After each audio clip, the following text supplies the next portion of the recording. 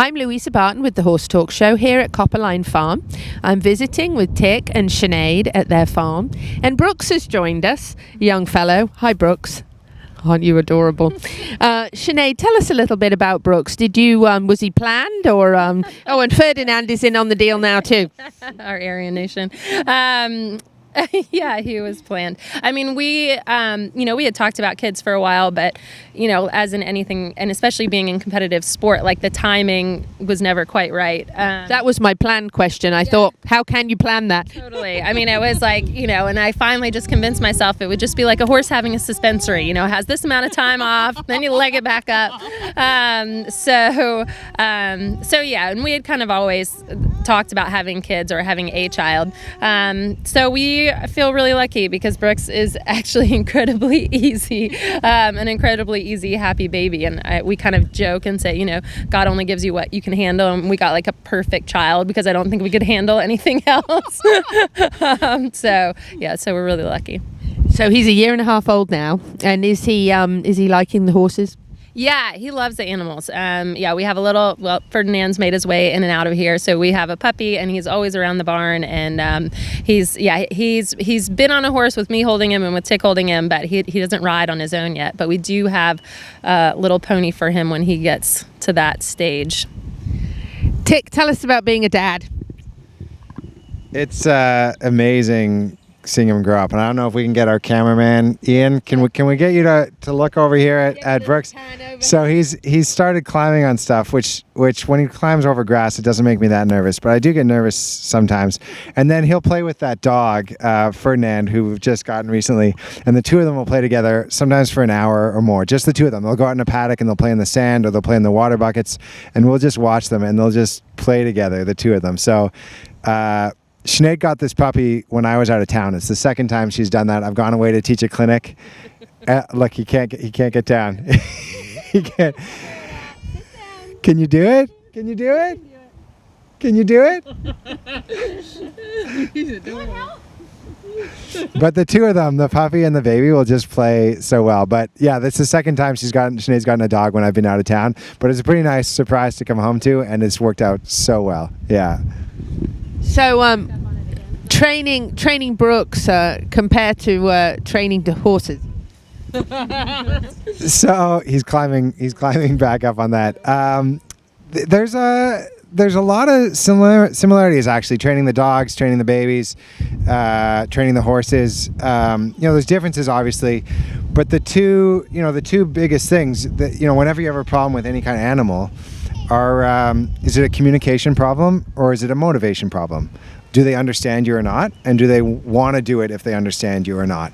And, a lot of times people think with horses, like it's a communications thing, like they don't get, they don't understand you.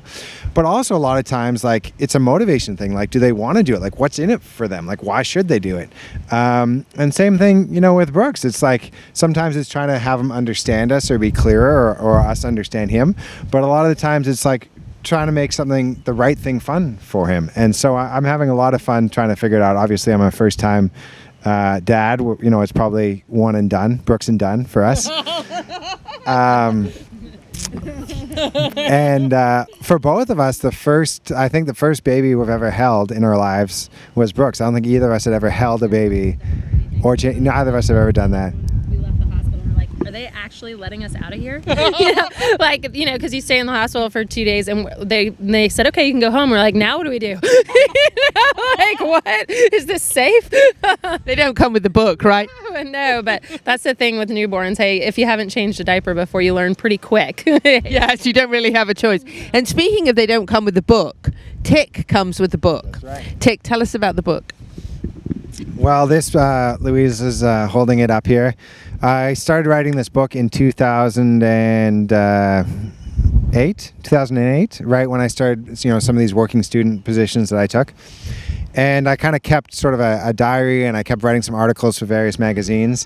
And the book was published in 2018, so it took 10 years. There was months or years where I didn't do much, and months or years where I did a little bit more. But it was a pretty exciting journey, and there was parallel journeys. There was the journey with horses. There was the journey with writing, the trying to become a better writer and writing these articles and writing the book.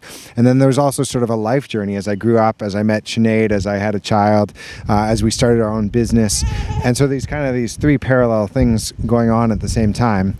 And there's a great publisher in Vermont, Trafalgar Square Books, that published it, and they do a lot of horse books in the United States. And it was such a privilege to be able to work with them and to be able to do this book. And I would encourage anybody that's interested in horses to check it out. horseandriderbooks.com. Of course, you can also get it on Amazon or ebooks or Kindle or any of that stuff. And if there's anybody that speaks German out there, I'm very excited to announce that they're translating it into German, and it's going to be available in Germany and in the German language around the world. That's fantastic. How wonderful. So share with us, I know that after 10 years of work and effort and thought that you put into this, you had a few minutes there before you published it, or a short period of time, that you were scared. Yeah, I there was definitely that moment where when you've done something like this, and I think other people that do creative things, or they put themselves on the line in a competition like that, where you just feel really vulnerable, like you're kind of put yourself out there, and it's not perfect. Like, I could have gone back through that so many times and changed a word here and changed a word there, and tried to make it perfect. But there comes a time when you've done everything you can do at that point in your life, and you've got to sort of trust in the work you've done and the people around you for advice.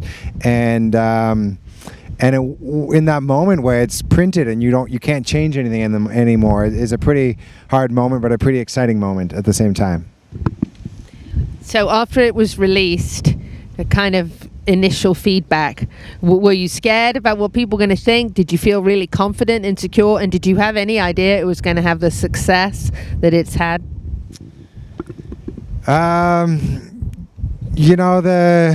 I was nervous about what people were going to think, and probably the biggest thing I was nervous about is actually what my wife was going to think, because I really tried to get her to read the book before it was printed, and there were one or two chapters and a couple paragraphs here and there that I really said, Sinead, I really want you to read these very particular things before I print it. But Sinead did not read the book before it came out, and so when she kind of sat down with the book after it was printed, they print thousands of copies, obviously.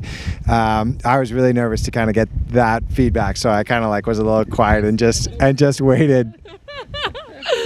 And so, your thoughts on the book? I mean, it's an amazing book. Tik did keep asking me to read it before it was published, and Tik and I have a great relationship, and we're super honest and communicate really well. And I was worried. I was honestly worried that I would influence the way he wrote it in some way. And I just thought, no, this is your book. I don't want to read it because, what if I don't like it? And no, I mean, I'd always enjoyed his writing, and I knew a lot of the stories on there.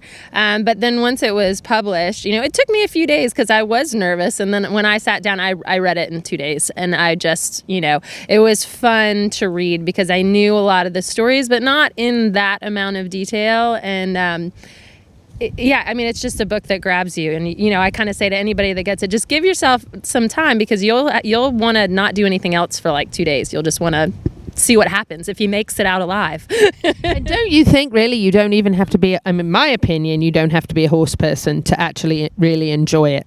Yeah, no, I mean, it really is a story about, a young person trying to find themselves and in several different situations, and in communicating with, jobs going well, jobs not going well, not knowing who you are, trying to find who you are, relationships that work and some that don't. And so it really is a special book that way. You definitely do not need to be a horse person. I think anyone that's been on any type of journey in their life can relate to it.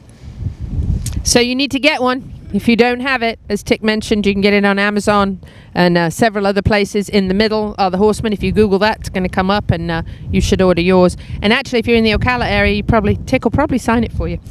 Wrapping up this segment here at Copperline Farm, I'm Louisa Barton for the Horse Talk Show.